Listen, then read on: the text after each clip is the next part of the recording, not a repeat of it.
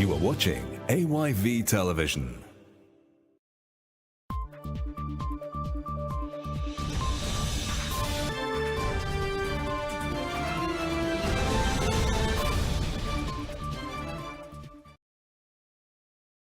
From our broadcasting house here on Wesley Street in Sierra Leone's capital, Freetown, this is Primetime News on AYV TV and radio. You're watching us on Channel 33, on DSTV Channel 399, and listening to us on frequency modulation 101.7. I am Mariam Atomi. Let's start with tonight's headlines. Freetown Mayor Yvonne Akisoya launches the $505,246 Kinjimi Market project. Women in the Media Sierra Leone holds a policy dialogue forum on gender justice. And Bo Police Station Division launches investigation into the alleged case of wounding with intent involving Fuad Abubakar Conte. Now first in the news. Freetown Mayor Yvonne Akisoya has launched the $505,246 Kinjimi Market project in the heart of Freetown's Central Business District. The project is being implemented under the Strengthening Urban Governance and Local Economic Development SURGE project, with the aim of transforming one of the capital's oldest trading spaces and boosting economic activity in the city center. The European Union is providing $479,964, while the Freetown City Council is contributing $25,282, bringing the two stated contributions to a combined $505,246. AYV's Issa Bangura reports with footages by Emmanuel Sawyer. For decades, Kinjimi Market has served as an important commercial hub for traders and consumers in the heart of Freetown. But the market's aging infrastructure and growing pressure from commercial activity have created challenges for traders and the wider business community. The newly launched project is expected to address some of these challenges while creating a more organized and conducive environment for trading. Kinjimi markets, not just any market. Not just any market, now market with historical significance. So if we FCC get a development agenda, which we do, winning, transform Freetown, transforming lives, we see in the Kinjimi market an opportunity for address so many elements of the plan. Today, we're in the era of modern markets, where you forget the wet goods side, you forget the stall, and we forget recreational auxiliary services at the market. It gives me great pleasure today, Wednesday, 19th of August 2026, to formally launch the construction of the Kinjimi Market as part of the EU-SURGE project. Funded largely through support from the European Union, under the SURGE project, the intervention forms part of broader effort to strengthen urban governance and promote local economic development. The Freetown City Council says its contribution of $25,282 demonstrates its commitment to completing external support with local investment in the transformation of the city. Of course, the European Union is the founder. Freetown City Council is the implementing partner. Project vision is 18 months. 1st June 2026 is start date. We are hoping to end by the 24th December 2027. And the total budget is €505,246. The European Union funding $479,964, and the 25,000 is co-funded by the Freetown City Council. 1st of December, we are expected for the sites to be handed over to the contractor. This project will help create a more responsive, professional, and accountable city administration, one that is better equipped to deliver quality services, support local economic development, and empower women and youth to participate fully in shaping the future of the As EU, we have constantly supported devolution process in Sierra Leone across all sectors. For traders operating in and around Kinjimi, the project is expected to bring improvements that will enhance their working environment while supporting the movement of goods, services, and customers within the central business district. Kinjimi, we don't be here so long. We don't patient.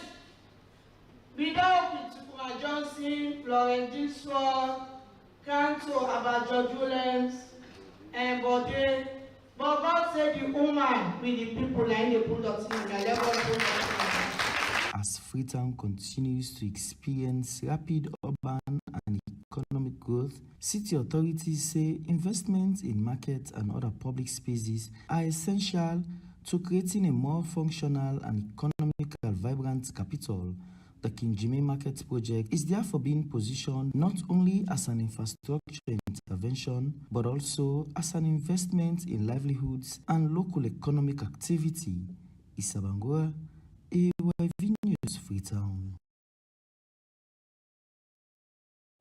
Now, police at the Bo West Division are investigating an alleged case of wounding with intent involving one Fuad Abubakar Conte, a headmaster at the Nimatula Primary School in Jai Town, Bo City, who allegedly set 45-year-old Abdul Sise ablaze. Conte is currently in police custody, helping with the investigations, while Sise is admitted at the Bo Regional Hospital in a critical condition. Emmanuel Amara Saido reports from Bo City.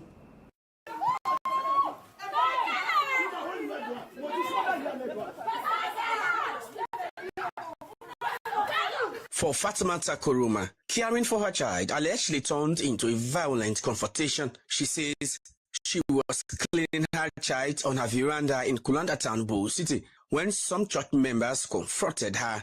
Fatimata alleges that evangelist Patrick Sine, founder of God's Wonder Deliverance Praise Ministry International, slapped her and some church members to attack and drag her, during which a church member allegedly beat one of her fingers and cut it off.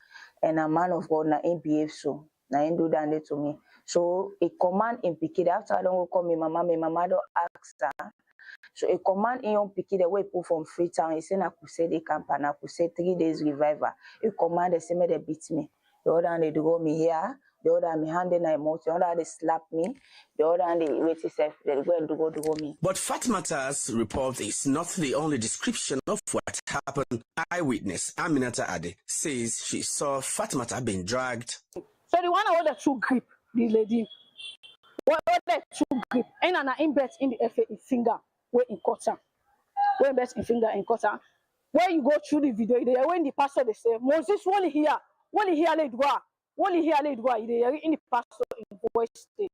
So now so everything happened. The landlord, Michael Sine, who is reportedly a brother of Evangelist Sine, described the incident as unfortunate and therefore said he is looking forward for ways to resolve the matter. No, maybe I know, it not go down well with me really, because for forcing finger go cut and other things, you know. Now that make always at the tell the Messiah, fighting no good. According to Fatimata, this is where the confrontation started. She said she was attending to her child when she experienced the physical attack and the situation escalated. Later, she said the evangelist, Patrick Sine, gave her the first slap and ordered his church members to beat her up.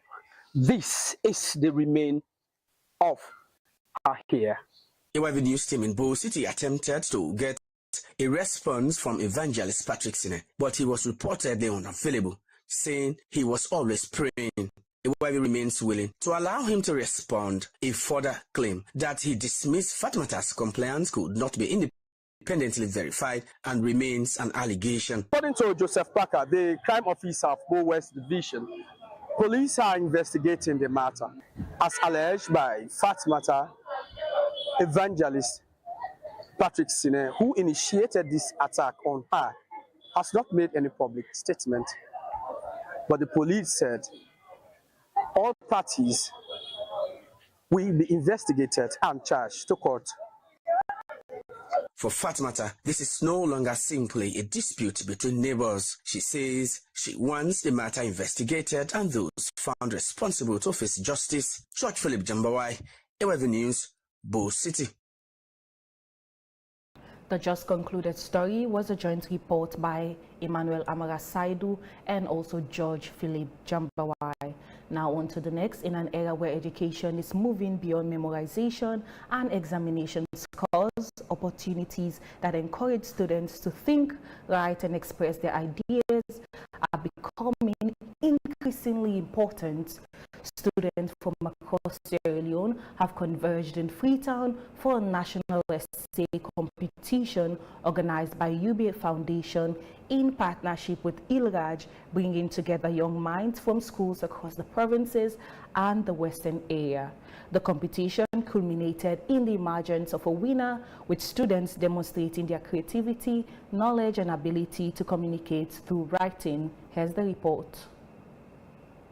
For many students, an essay may begin as a classroom assignment, but here, writing has become a platform for competition, confidence, and opportunity. Students from across Sierra Leone travel to Freetown to put their writing and critical thinking skills to test. We started having talks with the minister, chief of education, also the district officers.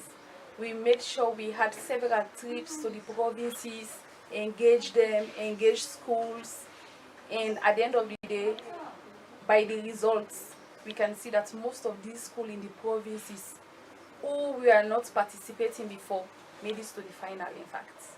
The initiative seeks to strengthen students' writing, research and analytical skills while creating a platform for young people to express their views on issues affecting society. For participants, the experience was not only about winning, it was also about meeting other young people, challenging themselves and discovering that their ideas can reach a national audience. For the last edition, I wrote an essay, but unfortunately, I wasn't fortunate to qualify. So I already given up the idea of writing. And then when the essay competition was announced, that there was an essay competition, I told the teacher that I wasn't going to write, since I'm a science student, that they should talk to the art people to do that. And we are like, but next thing you're good at writing, why not give it a chance? When I sit here, I was nervous, just give it a little bit for the first time. I was nervous. I wasn't even expecting that I was going to be among the top 12 finals. From the provinces to Freetown, students came with one common goal: to put their ideas on paper and make their voices heard. For some, the competition offered an opportunity to build confidence in writing under pressure, while for others, it was a chance to test themselves against students from different schools and backgrounds. Organizers say the initiative forms part of efforts to support education and equip young people with skills relevant to today's world. When you look at senior management positions in all the banks, it's dominated by men. So there is the need to encourage girl-child education, and it's not just being political, right? We need to see it manifested in the society. So that's why I feel elated, I feel happy, I feel good when I see more girls taking up this challenge.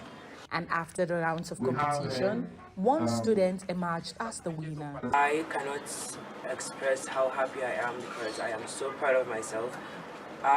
From the start, I believed in myself. This might sound proud, but I knew I was going to win because once I put my mind to something, I go for it, and this is no surprise. So I want to thank the Almighty God. I also want to thank my parents for their support, because if it wasn't for them, I wouldn't have gone this far. So if you're out there, keep going, keep pushing, do what is you love best, do what defines you, and include God in everything you do. As Sierra Leone continues to embrace modern approaches to education, initiatives like these are creating opportunities for students to learn, compete, and express themselves. Because education is not only about passing examinations, It is also about empowering young people to think critically, communicate effectively, and confidently contribute to society. And for these students, a simple essay has become much more than words on paper. It has become an opportunity to be heard. Maya Matomi. From coding and artificial intelligence to robotics, digital literacy and entrepreneurship, a STEM holiday program in Sierra Leone is giving pupils practical skills designed to prepare them for an increasingly technology-driven world. What started with just 100 pupils and 20 facilitators has now grown into a national program, bringing together about 190 pupils from 47 different schools. Our reporter, George Batilo Power, is more on the story, and it was filmed by Emmanuel Sawyer. The STEM Holiday Club is designed to expose pupils to science, technology, engineering, and mathematics through practical learning. Organizers say the initiative began with 100 pupils supported by 20 facilitators, but its growth over the years has seen participation increase to approximately 190 pupils drawn from 47 schools across the country, which they believe the expansion reflects growing interest among pupils in acquiring practical technology and innovation skills beyond the traditional classroom. The courses we actually offer are many. Some of them we actually offer coding, robotics, chess, maths. We even actually attempt to actually offer agriculture. We've actually got videography, we've got audiography, and that's about it. They actually range from, say, about 10 years old to about 18 years old. It started being free. When we started, it was free, but now because of the numbers and the cost of living economy, it's actually now gone up to, we actually started last year, it was 1,000 leones. This year is actually 1,500 leones. It's 4 weeks. It's actually 16 days because it's Monday to Thursday. 4 labs in total of about 100 computers. Everything is practical here. Everything is practical. So they will come in the first week, they'll actually do digital literacy. So everyone actually has bring everyone's skills up to date. Then in the second, third, and fourth week, they go on a carousel and then they actually do multimedia. So they actually select 3 courses before they finish. They'll either do multimedia, they do graphics design, or they do maths, or they actually do chess. Some of them actually chess, coding, anything to do with problem solving. The program has also attracted pupils from outside Freetown, with participants traveling from provinces including Bo and Kono to take part in the training. For these pupils, the experience has provided an opportunity to explore areas of learning that may not always be readily available to them in their regular school environment. I was unable to know something about this thing. My experience, I've learned a lot, and I've learned how to be more confident. I've learned how you should play chess, how you should set a video in multimedia. So I've learned a lot. By that time, I was facing many challenges, like 1, I can't afford this game for myself. 2, mathematics was very critical for me. I don't know how to solve mathematics. Even my teacher taught me. I don't know. But when I came here, I knew how to solve problems in mathematics, and also I've learned how to play chess, and also multimedia and coding. That's why I'm advising my colleagues that at any time they know about this STEM Holiday Club, let them worry their parents so that they are going to join us. For the keynote speaker, the impact of the STEM Holiday Club goes beyond the holiday period. This program and programs like this are critical, like especially in the digital age that we live in now. Everything is technology based. So it is very critical and important for the youth coming up to get access to some of these tools and understanding from a very early age. As pupils from Freetown and the provinces explore coding, artificial intelligence, robotics, and entrepreneurship, organizers say the ultimate goal is to turn curiosity into creativity and creativity into solutions for Sierra Leone's future. George Batilo Powell, AYV News, Freetown. In a push to widen access to higher education, a new scholarship route is being promoted for Sierra Leoneans looking to study in India. Aditya University in Andhra Pradesh says it is opening its doors to Sierra Leonean students through a package reportedly worth $3,000 per year. The offer arrives on top of an existing government-to-government pipeline. India's ICCR program already grants Sierra Leone 50 fully funded scholarships every year, sending undergraduate, postgraduate, and PhD certificates to Indian institutions. The new initiative, facilitated locally by university representatives, targets fields including engineering, business, computer science, the sciences, and pharmacy. The story was filed in by George Batilo Powell and voiced in the studio by Abubakar Siddiqui Jallo, with pictures by Samuel Kama. For many young Sierra Leoneans, studying abroad remains out of reach, hemmed in by tuition, accommodation, and other costs. University administrators at Aditya, based in Surampalem, Andhra Pradesh, say that's precisely why Sierra Leone was chosen to benefit. Includes tuition, hostel, food, and health insurance. So it's around, basically you can say $3,000 per year for most of the programs we are offering to all the Sierra Leone students for the first time, as we are coming for the first time to Sierra Leone, and at the same time Aditya is celebrating its Silver Jubilee, 25 years of Silver Jubilee University. Sierra Leone students are looking towards mining engineering, agriculture engineering, BSc fishery and aquaculture, and of course the whole world is moving towards computer and IT. So these are the major programs where Sierra Leone students need to enroll, which will help them to, in future they can make the country grow. See what we have done for, as if now we have tied with the SOS Global Investment Company in Sierra Leone, who is going to be our regional partner for all the applications process and scholarships. We are going to provide them along with their office. So we have a dedicated office for the students where they can come, talk to the SOS people, and they will be helping them how to apply, how to go for a visa, and how to reach India.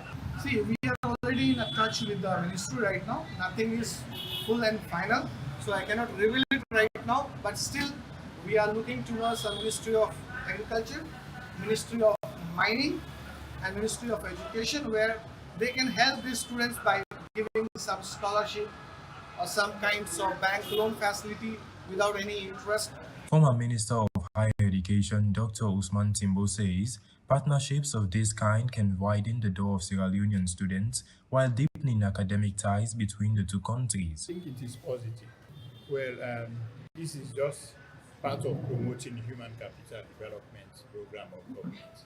You know, when the president proclaimed the 5 big game changers, one of it has to do with human capital development.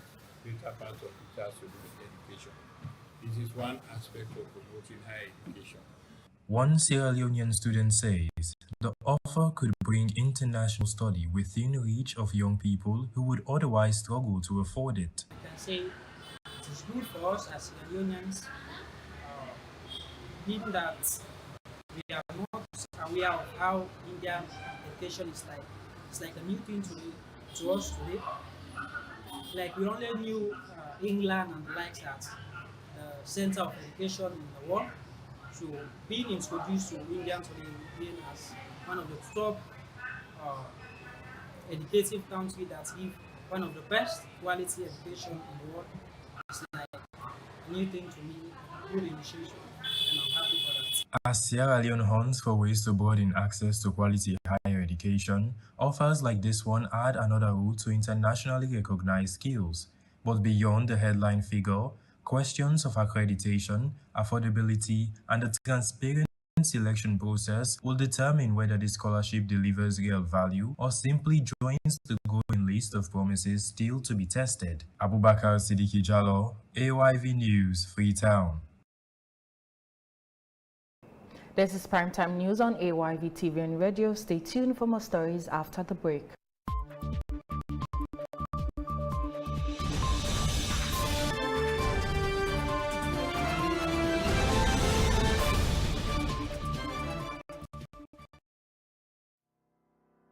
Do you know you can transfer money, buy airtime, and pay all your utility bills in just a minute? You can have access to your accounts anytime, anywhere. Welcome to the world of fast and easy. GT Wall. With the GT Wall, you can transfer money from one GT Co account to another, pay utility bills, get account statements, get airtime, and check your balance. With GT Wall, you can buy Exa anytime, anywhere. You can go to App Store or Play Store on your iPhone and Android devices, download the app, and enjoy. GT Co. Wouldn't you rather bank with us?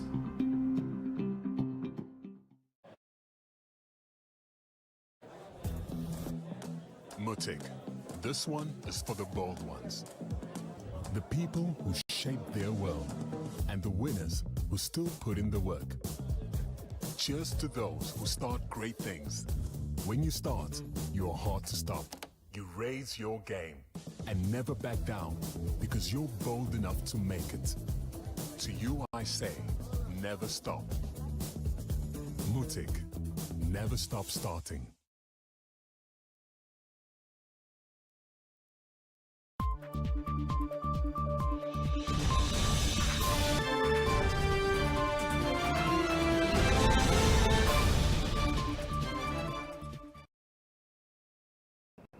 Welcome back. I am Mariama Tommy and you're watching AYV's Primetime News. Thank you for joining us tonight. Let's take more stories.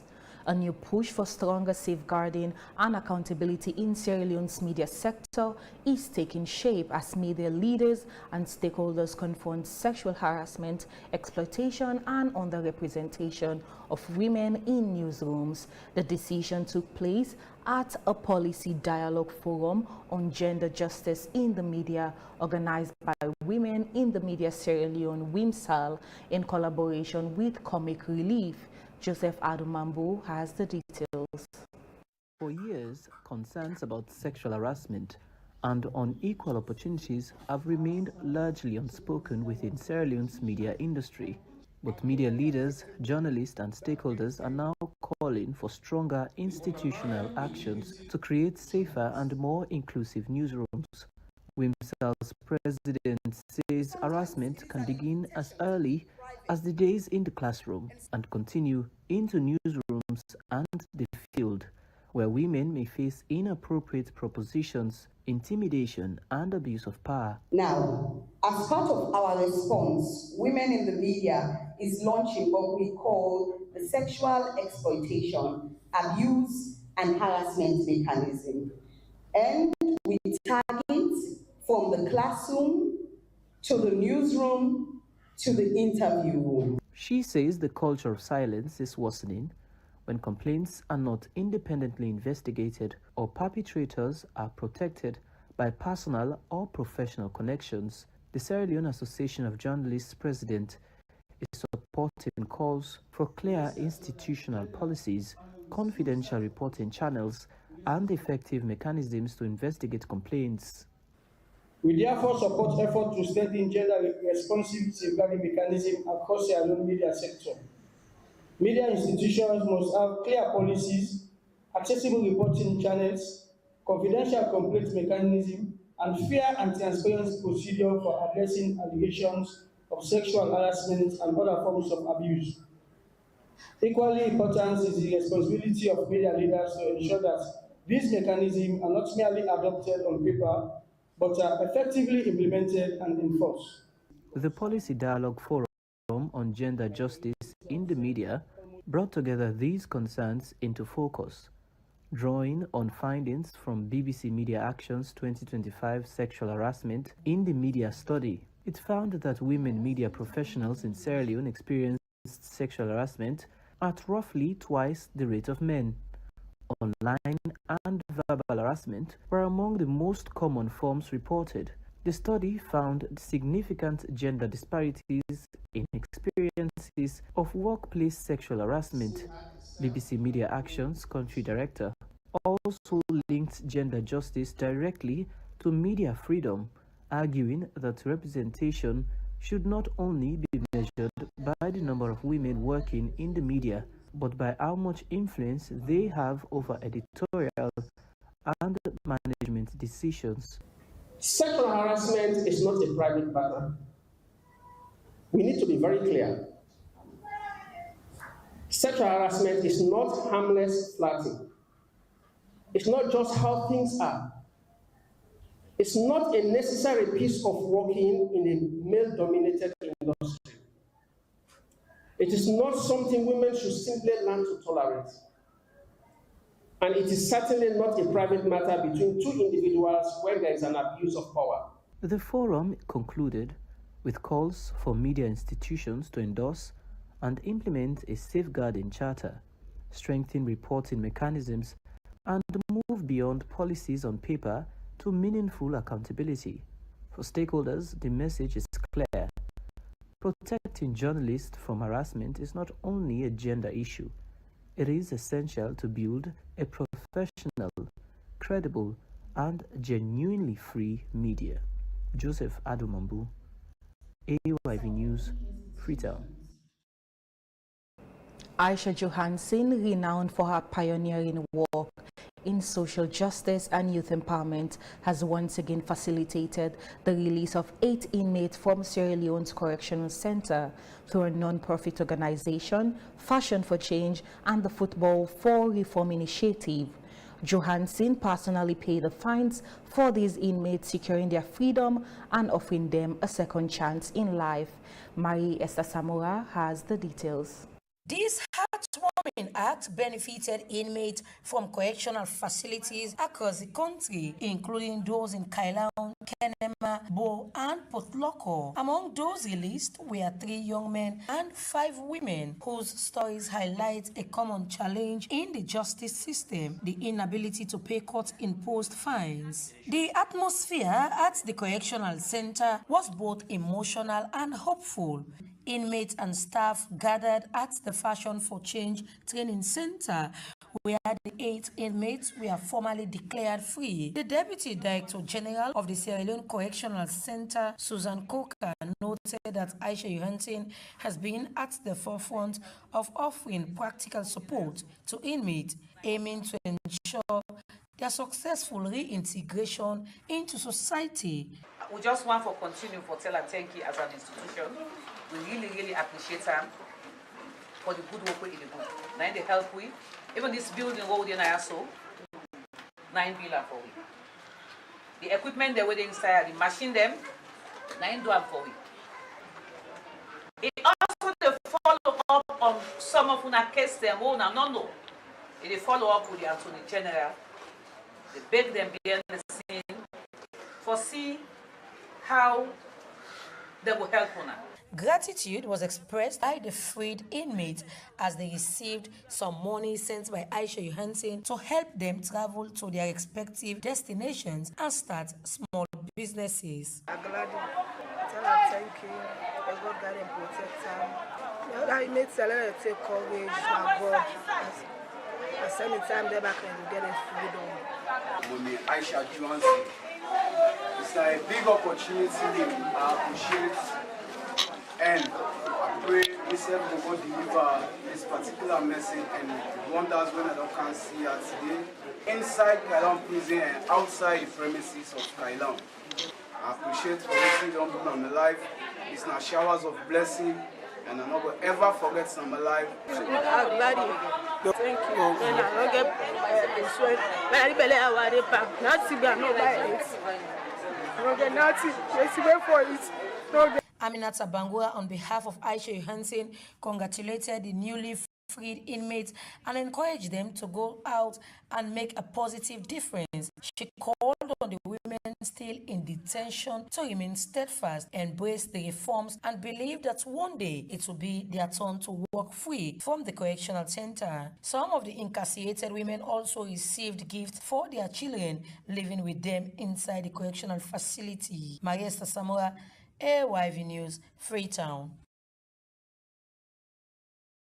Now, Sierra Leoneans are being encouraged to make saving a regular part of their lives as a call to business begins its monthly Save and Win promotion this year. The initiative is not only rewarding customers for saving, but also promoting financial discipline and helping people prepare for a more secure future.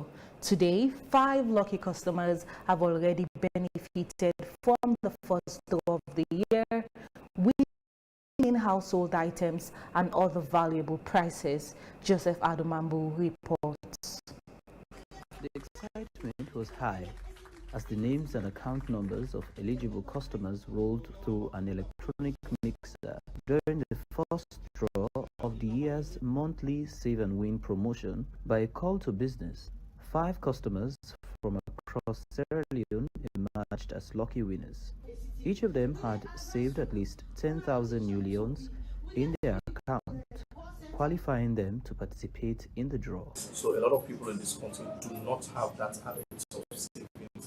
So we want, as a bank now, to reward you for your savings, to imbibe that culture within us. It's also another way to also announce ourselves to the public to say that the Conto Business Bank, as we were known before now, as a microcredit institution, has evolved, has transformed from not only a microcredit institution now to a very serious microfinance bank.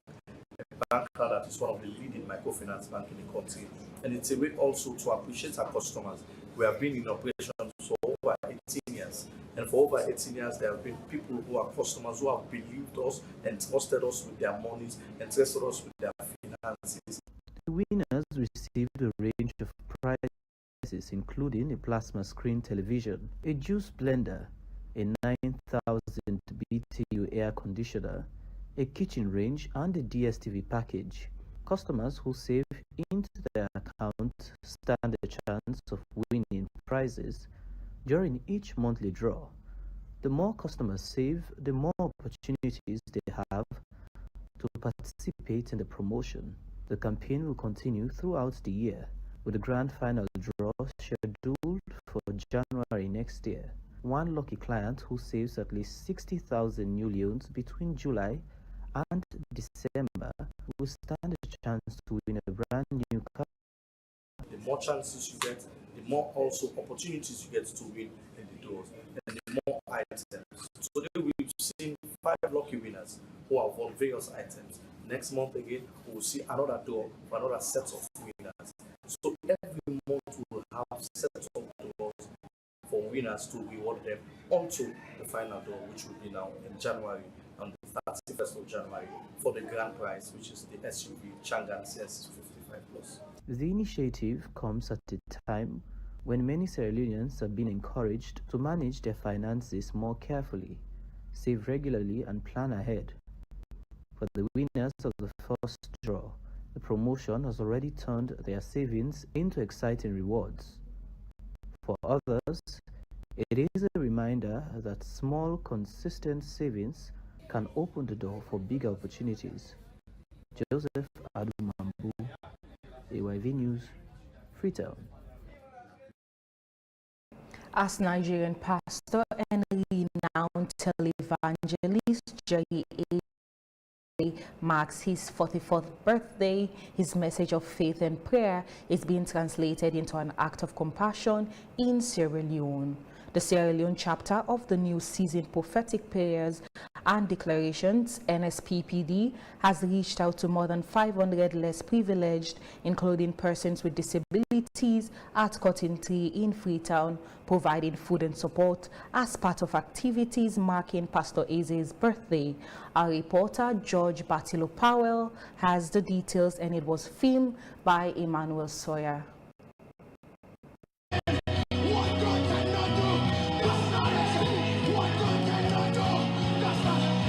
Born in Nigeria, Pastor Jerry Eze is the founder and lead pastor of Streams of Joy International and the convener of NSPPD, an online prayer platform that has attracted millions of people around the world. All eyes are on you.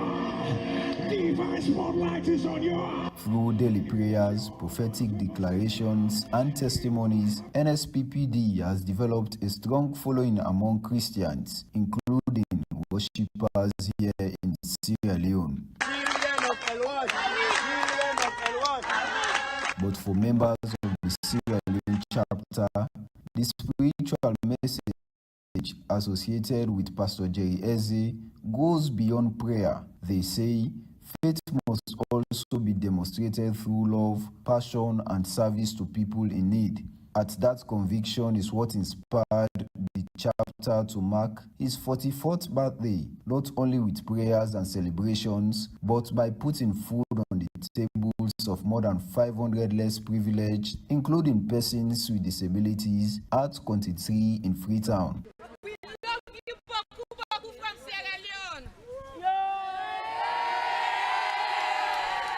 So NSPPD Sierra Leone chapter, I want to wish you, Papa, happy birthday. Happy birthday. We love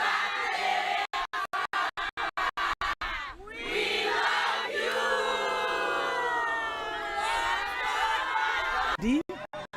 When Pastor Jerry today is celebrating his 44th birthday, so we just say let we can do this small thing for him on behalf of him, because of all the things that he don't do for we, the things that they do for we, and we still they do for we.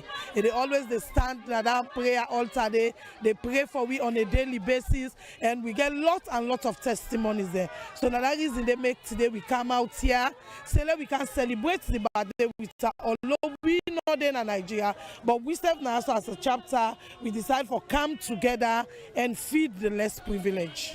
Our life don't change than a one. Now we able to pray without go to pastor because of Pastor Jerry. Now you able to stand at the gap for your family.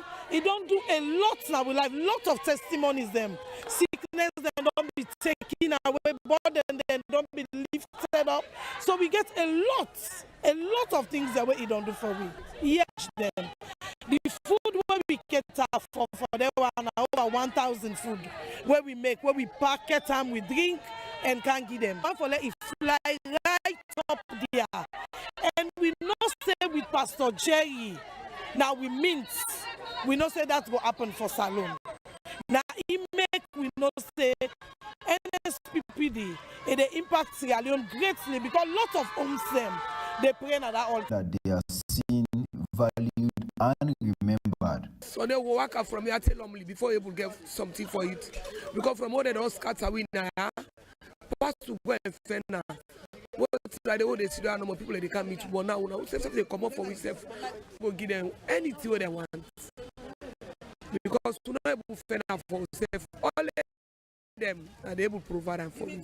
Pastor Jerry, wish you happy birthday, long life and body, prosperity.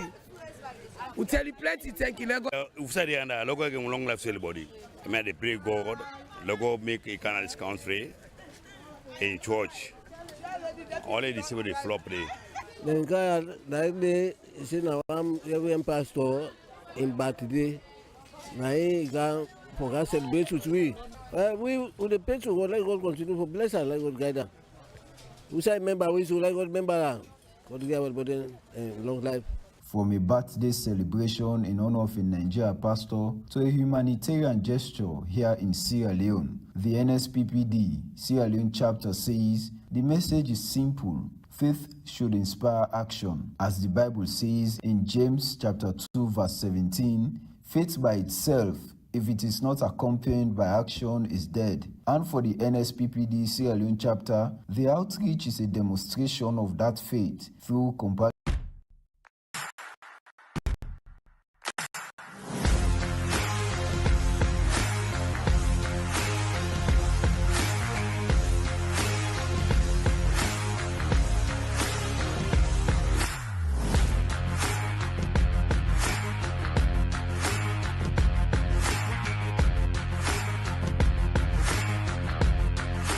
can get Curry's beer and stout all over the country.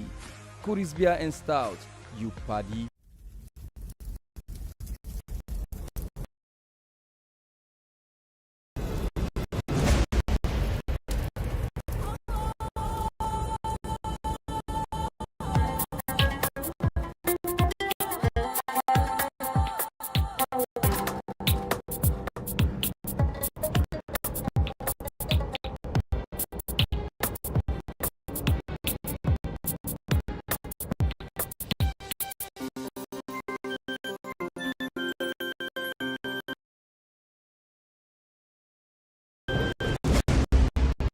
You're watching AYV.